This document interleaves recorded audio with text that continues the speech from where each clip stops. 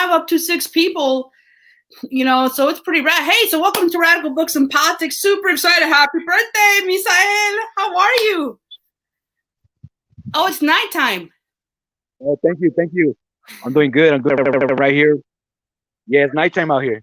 Oh, man, I was hoping to get some of that beautiful scenery. So how did you have to, you didn't have to walk up the mountain, right? Yeah. I don't know. Maybe you could see like the lights behind me. Those are the Yeah. houses. They're Nice. in the distance. Nice. Those are the So houses in the tell the distance. viewers where you're at, bro. Tell them where you are. I am in Sierra Juarez Norte, Oaxaca, Oh, wow. and that's 4 hour. Like if you drive, like we took 6 hours getting up here on the bus. So Yeah. we got on the bus, and the bus takes you all through the villages and everything.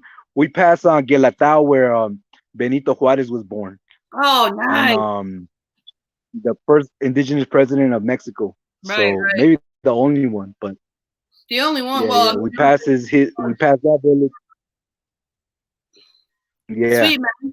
and that's where my grandmother's from. Oh, My great grandmother is from Guelatao. so I don't too much glare. Oh yeah, is your grandma still alive, or is she has she moved on? She passed away a few months ago. Rest in peace, Sorry to hear that. Sorry to hear. Celerina Garcia Valente Pablo. God bless her. Yeah, yeah. That's awesome, man. And it's so cool that we're able to connect because I went to Mexico casi como 20 años, about 20 years ago. And we couldn't use a cell phone because it was so expensive, you know? Yeah. So it's cool that now with all these advances in technology, you were able to buy extra Wi-Fi and you're up in the fucking mountains, which is unheard of. You know what I'm saying? That's amazing, dude. Yeah. So what you do today? Yeah. The Wi-Fi is a new thing. It's maybe 3 years or 2 years that we have been able to have Wi-Fi. Holy shit, that's amazing, bro. That is awesome. And do you Yeah. find that the village has changed a lot since you were last there? No, I mean, like, other than Wi-Fi, not much has changed. Mm. Do they make a big deal because you've come back? Like, do people come say hi to you and they want to know what you're up to? Uh, I don't think they even know I'm here because I just got here. They're gonna find out on YouTube. Just kidding. No. Yeah, I just got here. Yeah, I just creeped in. Maybe a few people saw me come in, but like I seen some people that recognize me, and they were like, "Hey, what's up, man? How you been?" I Yeah. see my nephew, and I seen some other young. He was actually on the bus with us. He was checking out of school because he had finished his cycle of schooling, and so I think he was graduating. So he went to stay in the city, and he Oh, happened to be on the bus with us. nice. What a great coincidence. Did he recognize you? Yeah. Yo, get off. Huh? Did he recognize you? Can you say that again? Did he recognize you? Yeah. When we got to the village and he got off the bus stop, we greeted each other. Like, I think Oh, he was wow. sitting in the back. I was sitting in the front. That's amazing. That's wonderful, man. That is great. So he wants to live in the city, huh? So how are people Yeah, there? he was staying out there for 2 weeks. That's what he told me. That's awesome. How are Best of luck. people what? How are people dealing with the pandemic in the village? Are they wearing their masks, or do they not think it's important? I'm just curious. Um, within this area, there hasn't been no pandemic, COVID, or any signs of COVID here. Some villagers are reporting that their family members in the city in the U.S. have uh have gotten COVID, and but here in the village itself is we talk about it, we hear about it. Yeah, people wear their mask, and but like for the most part, it's just an open area. Like people are usually just you see somebody like they're up the hill somewhere, and like you Or really for don't have much anybody. contact. Is that community Yeah. is spread out? Like the houses are spread out, and you're close to your family, but your neighbors are far away. Can you say that again? Like, are the houses spread apart? Is it the kind of community where people would like to keep their distance?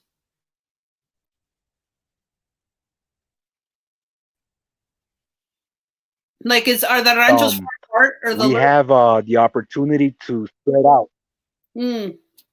Yeah, we have the opportunity to spread out, and because the land is so big and huge, we don't have that city closeness that we're so used to. Yeah, We're yeah. actually just like kind of ranches. They're like kind of ranch type That's great. environment. And I hate to say, I mean, I'm sure people get together for festivals and whatnot, but it's a blessing now for them, because I can't imagine that. Yeah. I don't know what the health facilities are like, but if it took 4 hours for you to get there from the city, could you imagine if there was an outbreak? What would people do? So what a blessing that people haven't had any cases there. That's great. Right. Yeah, yeah. So what are you Right. planning? Right. How long are you going to be there for? Sorry, I'm being all nosy. How long are you visiting for? You're kind of breaking up. I know, right? I'm gonna be here for a few months. What? Holy shit! Oh my god! Yeah, I'll be here for a few months. Yeah, that's the way to do it, man. That's what I did when I went to Mexico. I went for 2 months. And the thing is that Mexican families don't see anything wrong with that. Here in the U.S., if you try to stay with somebody for 2 months, they think you're a fucking mooch. But that's not the case. They were so happy to see me there, and even got jealous that I didn't stay at all their houses. That's what's beautiful about Mexican culture. If the families are close, So that's amazing. That is amazing, brother. Yeah, yeah. That's awesome. Well, listen, Misael, I'll let you go and play, but it's such a huge honor to see you on your birthday. I'm so happy that you're just going to Mexico and relaxing, bro. You. That's great. That's great. Yeah, we'll tune in again when it's time because I want to see what it looks like. Yeah, we can live stream in the morning if you I think right now here is 7:39. Hey, it's the same time zone, bro. It's the same time. In the same time? We are in the same time, brother. Yeah, let's do it. Let's do a morning. Okay, yeah, you could check out like sometimes there's like a beautiful like cloud, like the cloud crashes into the mountain and you're just a part of it, That's how really beautiful it gets. That is awesome. Let's and do then it. it just feels, and the cloud feels like a mist. It just feels misty, like little drops of water hitting your face. That's really nice too. That kind of reminds the me of. Zapotecs are actually known as. No, go ahead.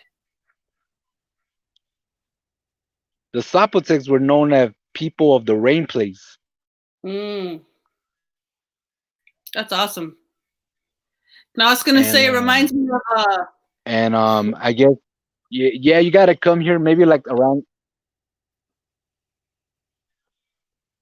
Go ahead.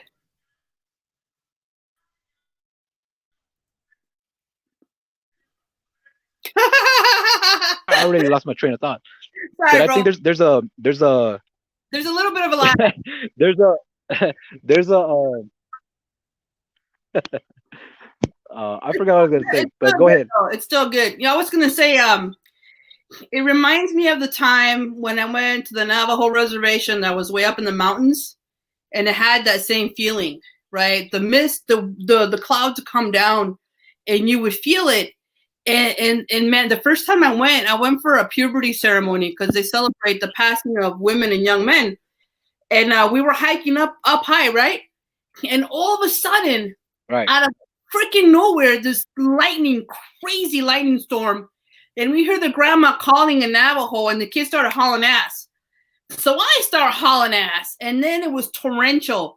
And I don't even know how we got down there without breaking our necks because there was no path, But it had that same, like you feel so close to God when you're up in the mountains like that, and you feel the clouds and everything's so fresh. And I love that feeling.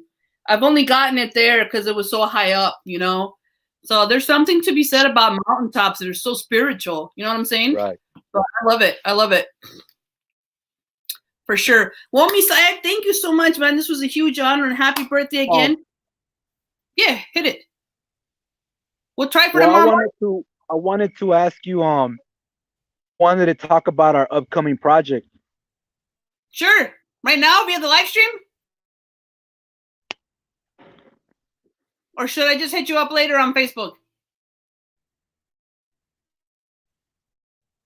Why not? All right. Fuck it. Go for it. We were live in the sense that, well, my spoken word wife is a poetry collection that I worked on for a few years. A bunch of poems that I had already saved up, but within those poems that you read, if you read throughout the book, you'll see the character, the spoken word wife, appear, and it's basically a symbol of my faith. Kind of like Nathaniel Hawthorne uses the pink ribbon and the wife as a symbol in Young Goodman Brown. So I kind of took the cue from him, but instead of being a descent, it's an ascension. Sure. So and I use it to uplift my purpose as a writer and a poet, and as a voice for the faceless people in the world. So my spoken word wife is not just about faith and everything, but throughout the discourse there's a lot of images of the streets, wild scenes, and all these other things that we experience as even young people will relate to this more. But I feel it's my experience in a nutshell of how I just grew into consciousness from being from a gang, from being in a gang and a graffiti, and then before being a graffiti artist, into education, into politics, into class consciousness, and it's basically my evolution, and you know what? So That's I really took it. I also took the cue from other poets. But I mean, even though you've taken the cue from other poets, like you say, you've come into your own voice. You're sharing your experiences growing up in your barrio. You're not trying to be Matt Cedillo. You're not trying to be Nathaniel Hawthorne. You're Misael Juarez. With your Zapotec understanding, with your growth, I think that's the way to do it, man.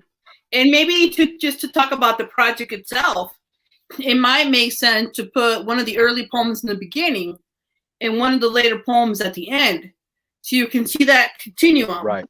I think that'd be great to set the book up that way, even though there's going to be the one cornerstone poem. Yeah, that sounds dope. Are you finding now that you're at home, do you find like your writing voice is changing? Or are you? Can you say that again? Is your writing voice changing, or are you thinking in Spanish, and is that affecting your writing? I guess is really what I'm asking. No. To answer your question, the voice, that's my authentic voice. I really do talk like the way I write, and I really do like to every now and then, I like when within a conversation and a discourse, I like to pack gems of wisdom that I've written, when it seems appropriate, and I really do talk like that. I don't try to fill up a poem with a lot of like these lines that just hit you, simply because if you read it and you're constantly being hit with that, you just might become numb to it. So I kind of am like that. If I'm always being hit with something like that, that's always just damn, I just kind of like, I don't know, like I just kind of like work my mind around it. Right. And I really do try to capture. The beauty of that, I really do try to capture the voice. Mm-hmm. You go. No, that's actually brilliant, because let's say you have like five lines that hit you really hard, but if you separate them into different poems, then you'll be able to hit the reader with 5 different pieces and not overwhelm them. that's something I struggle with. You know, I think I sent to the poem I wrote called Nopales, and I sent it to Jack Hirschman to consider for overthrowing capitalism. I know the send is super early, but I missed the last call. But in it, like, part of the reason I struggle with it is that at first I was like, well, shit, are there too many images? You know, should I cut down the images? What's the purpose of the poem? And I sent it to some of the comrades. I sent it to Lou and others, and they said it was fine. But I think that's also important too, because you don't know who's going to read your piece, right? It could be somebody who's not woke. It could be somebody who's well read. And right now, I think with the way that people are during the pandemic and they're on edge and shit, that maybe hitting them up with one hard image is what they can take.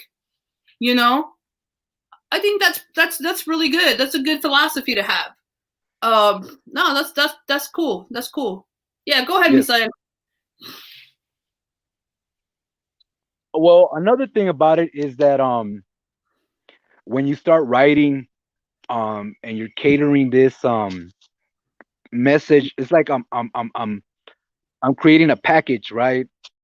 And within that package there's these images, and then there's these gems of wisdom, and then these metaphors, and these characters that we see in everyday life. I try to create a package so the readers that do pick up the book, that do read it, that do look at it twice or three times, in a day, I do try to give them like a manner that we too can create pieces that are so beautiful and so authentic that we do not sell out our voice. We do Yeah, not behave in such a way that we're no longer of that tribe of people. And I think one of the interesting things that I wanted to show people is that I use structure. I use structure and rhyme schemes yeah, to yeah, to just to say, hey, you know what? I could do this too. I could write in quatrains. It's really beautiful. Because I feel like in my mind, when I create structures and quatrains, I start thinking of how Emily Dickens would say, I am the builder. I'm the one yeah, creating I am the construction worker. And that way I'm housing my characters. I'm housing them in a structure.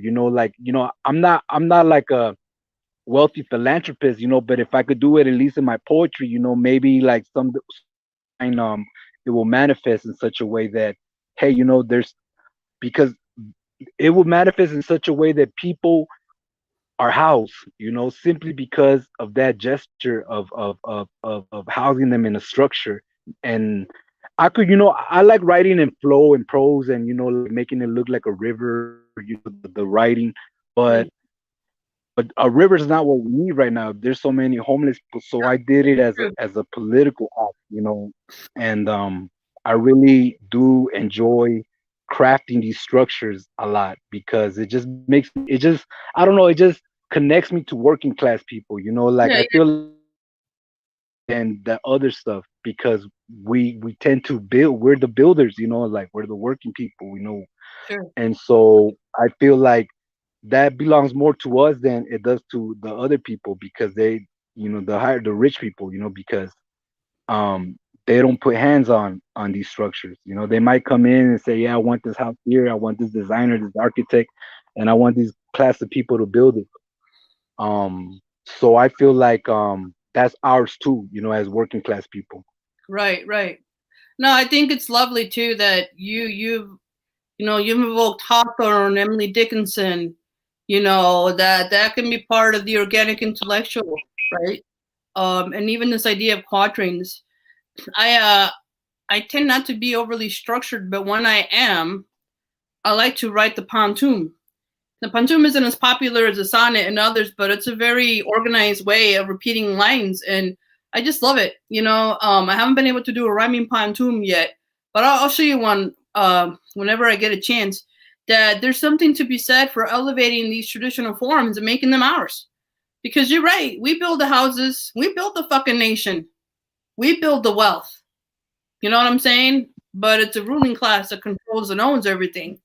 In fact, this time that you're talking about this homeless situation, we had a watch party yesterday, just yesterday, and there was a woman from Evanston who she's struggling to keep her house. You know, she's elderly, but she was saying that right in front of her house, across the street, were like 10 empty units of public housing that were empty. That makes absolutely no sense. When there are people dying on the streets in the cold, no sense at all, right?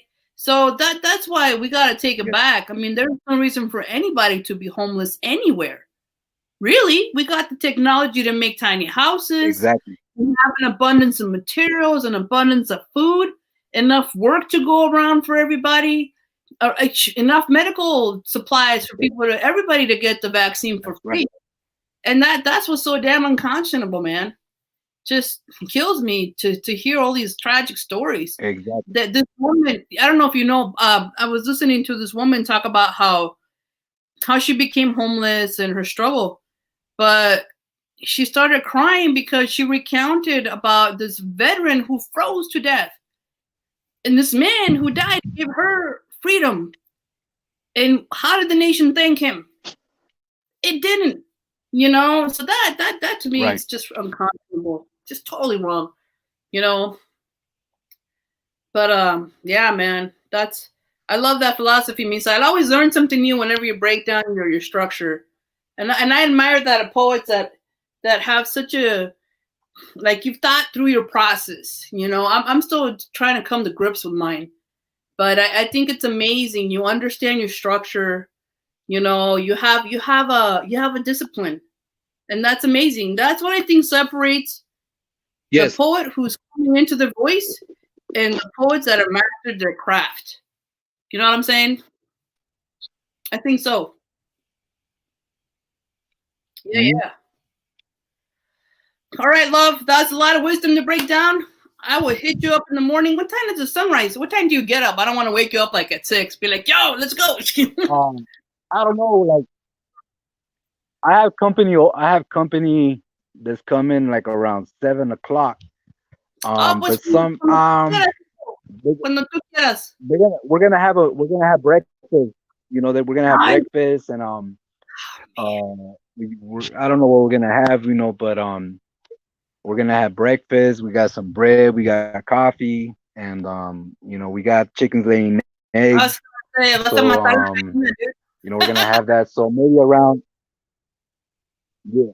And I'm also gonna teach him how to play cards, you know, because I know my nephew, he's been out here for a few months, and I